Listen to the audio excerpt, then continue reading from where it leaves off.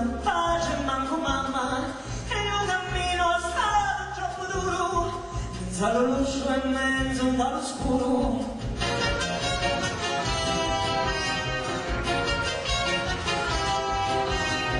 Sempre solo s'ha fatto la strada, in cerca di una dolce compagnia, voleva una compagna avvicinata, e fortuna si fermò di via.